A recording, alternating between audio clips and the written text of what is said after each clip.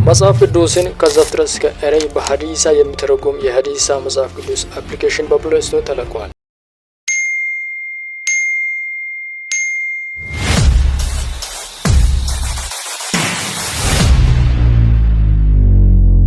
ሰላም ውድና የተከበራችሁ ተመልካቾቻችን እንደምን አላችሁ? ጸጋ ይብዛላችሁ። አፕሊኬሽኑን ለማግኘት በመጀመሪያ ፕሌይ ስቶር ትገባላችሁ። ሰርች በተኑን በመንካት ሐዲሳ ባይብል ብላችሁ በመጻፍ ሰርች አድርጉ። በመቀጠልም ኢንስታል የሚለውን በመንካት አፕሊኬሽኑን አውርዱት። አፕሊኬሽኑን ከፕሌይ ስቶር ካወረዳችሁ በኋላ በቀጥታ አፕሊኬሽኑን መጠቀም ትችላላችሁ። አፕሊኬሽኑን እንዴት መጠቀም እንደሚችሉ አጠቃቀሙን አሳያችኋለሁ። አብራችሁ እስከ ቪዲዮ መጨረሻ ቆዩ። በመጀመሪያም አፕሊኬሽኑን ስትነኩት እንደዚህ ይመጣላችኋል። እናንተ የምትፈልጉትን መጽሐፍ ለማግኘት ባይብል በሚለው ላይ አድርጉ።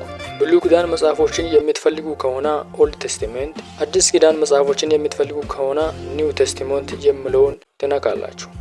ለምሳሌ አዲስ ኪዳን መጽሐፍን ፈልጋችሁ ኒው ቴስቲመንት ስትነኩ እነዚህን የአዲስ ኪዳን መጽሐፎችን ይዘረዝራል። ለምሳሌ ለማንበብ የፈለጋችሁት መጽሐፍ የዮሐንስ ወንጌል ቢሆን ዮሐንስ ምሻሻ የሚለውን ንኩ።